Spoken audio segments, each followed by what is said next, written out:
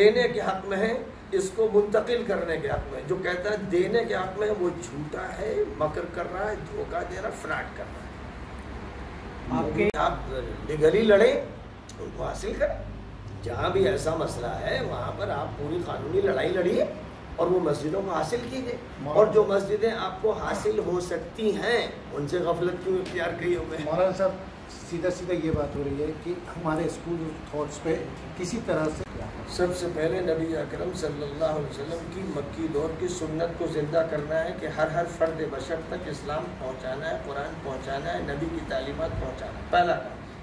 دوسرا کام یہ ہے کہ پرامن تعلقات رکھنے ہیں، خوشگوار روابط رکھنے ہیں، برادرانہ تعلقات کو زندہ کرنا ہے، سب کے ساتھ اچھی طرح ملنا جلنا ہے، کٹ آف کی پالیسی اختیار نہیں کرنا. مولانا ایسا بھی آپ نے کون دے سکتا ہے مسلمان؟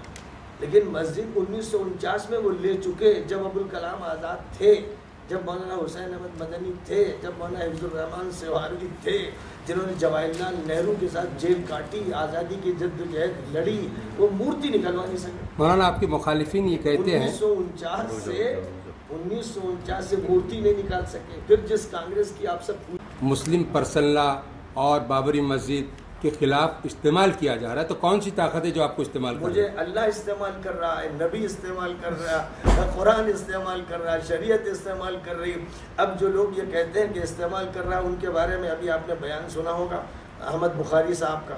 جامع مسجد میں انہوں نے بیان دیا کہ اگر پرسنل لا بورڈ کے فلاں ذمہ دار مسائلات میں شریک ہوئے تو میں ان کا بہانہ بورڈ دوں گا، وہ سب اندر سے سودا بازی کر رہے ہیں.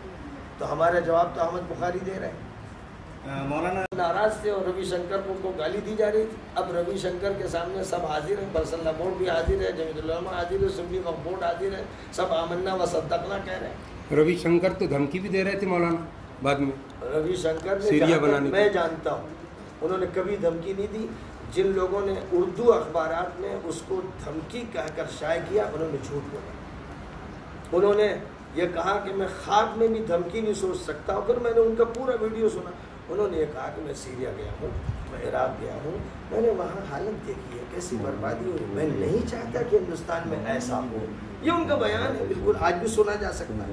اس کو دھمکی کہنے والے یہ غلط ترجمانی کرنے والے ہیں، یہ بگاڑتے ہیں کیس کو. اور بہرحال اب تو سپریم کورٹ نے آپ پر مسلط کر دیا ان کو.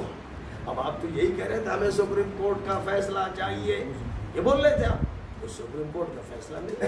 آپ کے لوک سبھا جو ہے وہ جگہ کا کیا کیا؟ مسلمانوں کی جگہ وہ جگہ کیا کی جب 1949 میں وہ مندر بن چکا. اچھا مندر کو ہی دے دی جائے، یہ بھی سمپل. آپ دینے کے حقدار ہو تو نہ دیجیے. نہ آپ کے ہم تو نہیں دے رہے. آپ کے ہاتھ میں ہو تو دیجیے، نہ دیجیے. آپ تو مجبور ہیں، آپ کے ہاتھ میں کچھ نہیں. جب مسجد تھی تو آپ اس میں مندر مورتی روک نہیں سکے، آپ کے بڑے نہیں روک سکے، آپ کے لیڈر روک نہیں سکے. پھر اس کے بعد شیلا نیاس ہوا تو آپ کا کوئی وہاں پر جھیلا آدمی نہیں آ سکا جو روک سکے. جب مسجد شہید کی گئی تو آپ کی کہاں تھی یہ امت، یہ قوم کہاں تھی؟ کہاں مر گئے تھے لوگ؟ یہ پورے ملک میں خون بہ رہا تھا تو کہاں چلے گئے یہ لیڈر؟ یہ سب دھوکہ اور فراڈ ہے، سیاست بازی. دلی میں 130 مسجدیں پرسنل لا بورڈ پہ دی جا رہی تھیں، کیوں نہیں لیا آپ نے؟ ان کا انتظام کیوں نہیں لیا؟ پنجاب میں ہزاروں مسجدیں ویران پڑی ہیں، کہیں شراب خانہ ہے، کہیں پر باڑا ہے، انہیں کیوں نہیں لیتے آپ سکھوں سے؟ تو اس کا مطلب مسجد سے دلچسپی نہیں ہے آپ کو، بابری مسجد کی سیاست سے دلچسپی. آپ مولانا یہ کہتے سازشیں ہو رہی ہیں. اگر آپ کے جس طرح کے اوپینینس ہے اس کو اگر دیکھا جائے تو یہ کہیں نہ کہیں ہماری جو سوچ ہے، ہماری جو جذبہ ہے اس کو کمزور کرنے کی بات تو نہیں کی. یہ مسلمان اپنے کو خود کمزور کر رہا ہے، مسلمان کو کوئی اور کمزور نہیں کر رہا ہے. آپ بتائیے کیا RSS یا BJP یا بجرنگ دل یا شیو سینا نے سیریا میں 12 لاکھ انسان شہید کیے، عراق میں 10 لاکھ شہید کیے، افغانستان میں 10 لاکھ شہید کیے، سعودیہ میں 60,000 لوگ جیلوں میں ہیں، یہ RSS نے ان کو ڈالا ہے، مصر میں ہزاروں شہید کیے گئے. آپ کے سب مسلمانوں کے کرتوت ہیں، آپ کے مسلمانوں کے کرتوت ہیں. اس لیے حوالہ ان کا مت دیجیے. جہاں بھی کہیں گڑبڑ ہے وہ آپ نے کیا ہے. آپ نے 92 میں گڑبڑ کیا کہ نہیں کہ مولانا علی میاں جیسے مخلص کی بات نہیں مانی تو آپ نے شہیدوں سے زمین کو لالہزار کر دیا اور مسجد توڑوا دی. اگر ان کی بات مان لیتے، وہ اللہ کے ولی تھے، وہ بزرگ تھے، تو یہ نوبت نہ آتی، نہ مسجد شہید ہوتی نہ لوگ شہید ہوتے. اور اس روڈ پر کوئی مسجد آ رہی ہے یا مندر آ رہا ہے، گردوارہ آ رہا ہے، تو اسے ہٹا دینا چاہیے، یہی حکم۔ روزانہ کی مصیبت میں لوگوں کو مبتلا نہیں کرنا چاہیے۔ مسجد غلط جگہ بن گئی ہے اور اب وہاں پر روڈ آنے والا ہے یا مندر ہے، مندر بھی ہٹانا ضروری ہے اور مسجد بھی وہاں سے ہٹانا ضروری ہے۔ اس پر ظاہر ہے کہ آپ جانتے ہی ہیں کہ فقہ حنبلی جو اس وقت سعودی حکومت میں رائج ہے، فقہ حنبلی، وہاں تو اس پر عمل ہوتا ہی، وہاں تو مسجدیں شہید کر دی جاتی ہیں، اس لیے کہ یا توسیع ہونی ہے یا سڑک بننی ہے یا روڈ بننا یہ ہوتا ہے۔ تو اس کا مطلب یہ ہوا کہ اسلام میں جو سیکشن ہے، جو اسکول آف تھاٹس ہیں، اس میں اس کی گنجائش ہے۔ مولانا مسجد تو وقف کی ہوئی زمین پر ہی بنائی جا سکتی ہے، تو وہ کیسے ناجائز زمین پر ہو جائیں گی؟ مسجد بنائی جانی چاہیے ایسی زمین پر جو اس کے لیے خریدی گئی ہو یا کسی نے اس کے لیے وقف کیا ہو، لیکن اگر ایسا نہیں ہے، ہمیں نہیں معلوم، ہو سکتا ہے کسی آدمی نے کوئی جگہ غصب کر لی ہو، کسی سے چھین لی ہو، طاقت اور اقتدار کا استعمال کر کے اپنے ہاتھ میں لے لی ہو، تو وہ مسجد ناجائز رہے گی۔ نہیں، ایسی اگر جو جائز مسجد ہے ابھی اورنگ آباد، اس وقت جو ہے تو آپ کا ایک بیان یہ بھی آیا تھا کہ مجلس اتحاد المسلمین کے قومی صدر بیرسٹر اسد الدین اویسی نے مسلم پرسنل لا بورڈ کے ممبران کو کیپچر کر لیا ہے، ہائی جیک کر لیا ہے۔ ہاں، میں نے یہ کہا کہ جو کچھ ان کا ریئیکشن تھا، جو ریئیکشن ان کا تھا، جو تقریر میں انہوں نے مجھے گالیوں سے نوازا، تو ظاہر ہے کہ انہوں نے 1.5 کروڑ روپیہ پرسنل لا بورڈ کو دیا، ان کو کھلایا پلایا، اپنے یہاں رکھا۔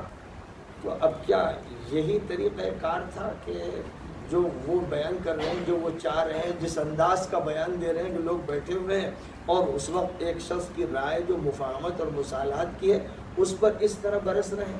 ظاہر اس کا مطلب یرغمال بنا لیا گیا ہے، پورا پرسنل لا بورڈ یرغمال بنا لیا گیا ہے، مولانا علی میاں کے راستے سے ہٹ گیا ہے، اور حضرت عمر رضی اللہ تعالیٰ عنہ کی مثال کو بھول گیا ہے کہ انہوں نے ایک مسجد کوفہ سے ہٹائی اور اس جگہ کھجور کا بازار قائم کیا۔ میرا یہ کہنا ہے کہ اس مسجد میں جہاں آبروئیں آپ کی داؤ پہ لگی ہیں، آپ کی جانیں داؤ پہ لگی ہیں، آپ دیکھ چکے 92 میں، یہاں اپنی مسجد منتقل کر لو، بقیہ مسجدوں کی ضمانت لے لو، یہ میں کہہ رہا ہوں۔ لیکن آپ کا سیدھا بولنا یہ ہے شریعت میں مساجد کو منتقل کرنے کی گنجائش ہے۔ ارے میں نے بتایا حضرت عمر فاروق رضی اللہ تعالیٰ عنہ جو دوسرے خلیفہ راشد ہیں، انہوں نے کوفہ سے ایک مسجد منتقل فرمائی اور مسجد کی جگہ کھجور کا بازار بنا دیا۔ یہ ثابت ہے، حضرت عمر کی سنت ہے اور حضرت عمر حضور کے ترجمان، لہذا ہمیں چاہیے کہ یہاں کے اس مسئلے میں خاص طور پر یہ بابری مسجد کے کیونکہ جھگڑے کا ہے، 1525 عیسوی سے یہ جھگڑا چلا آ رہا ہے، وہ دبا رہا اور اس کے بعد 1947 کے بعد کی سیاست نے یہ ہم کو دن دکھائے کہ مسجد میں مورتی رکھی گئی، پھر اس کے بعد مسلسل یہی ہوتا رہا کہ اس مسجد کو تبدیل کرنے کی کوششیں ہوتے ہوتے مسجد ڈال دی۔ اب مسجد وہاں عملاً تو نہیں ہے، اور آپ جانتے ہیں، آپ کا دل جانتا ہے کہ وہاں آپ مسجد نہیں بنا سکیں گے، آپ جانتے ہیں، یہ مجبوری ہے، مجبوری کے احکام دوسرے ہوتے ہیں۔ ہر جگہ اگر خدا نخواستہ کہیں مجبوری کی صورتحال ہو تو ایک بھوکا انسان مردار کا گوشت کھا سکتا ہے جان بچانے کے لیے، تو ایسی شکل میں مسجد کو شفٹ کرنے کی سنت جب موجود ہے تو یہاں اس پر عمل کر لیجیے، بقیہ مسجدوں کی ضمانت لیجیے سپریم کورٹ سے، یہ ہمارا کہنا ہے۔ ابھی ایسا ہوتا ہے کہ نمائندگی کی نہ بابری مسجد اور رام مندر میں صحیح نمائندگی کی، لیکن بابری مسجد کے معاملے میں آپ کے بیان کو بھی متنازع سمجھا گیا ہے، ٹھیک ہے؟ متنازع اس لیے سمجھا گیا کہ صورتحال کا صحیح جائزہ نہیں لیا گیا۔ مولانا علی میاں صاحب رحمۃ اللہ علیہ نے جس وقت 90-91 میں کوشش کی تھی اور شنکر آچاریہ سے مل کر یہ فارمولہ طے کر لیا تھا کہ مسجد اپنی جگہ باقی رہے گی اور جو دیگر اراضی ہے اس پر مندر بن جائے گا، تو اس پر بھی اس وقت مولانا کو نشانہ بنایا گیا، ان کے خلاف اعتراضات کیے گئے، ان کی بات نہیں مانی گئی۔ جب ان کی بات نہیں مانی گئی تو 92 میں مسجد کو شہید کیا گیا، کئی مسجدیں ایودھیا میں توڑ دی گئیں، بہت سے لوگ شہید ہوئے، گھر اجاڑ دیے گئے، پورے ملک میں 2000-2500 لوگ شہید کیے گئے۔ یہ سب نتیجہ نکلا اس بات کو قبول نہ کرنے کا۔ آج میں یہ کہہ رہا ہوں کہ مسجد بچاؤ، مندر کے ماحول سے بچاؤ، وہاں آج نہیں تو کل مندر بننا ہے اور جھگڑے کے ساتھ بننا ہے تو ہم اپنی مسجد بچا لیں، ہم اس کو کہیں اور منتقل کریں۔ اور میں نے یہ مطالبہ کیا تھا جب بات چیت چل رہی تھی کہ دیگر مساجد، مقابر، خانقاہوں اور قبرستانوں کے تحفظ کی ضمانت سپریم کورٹ کو دینا ہے۔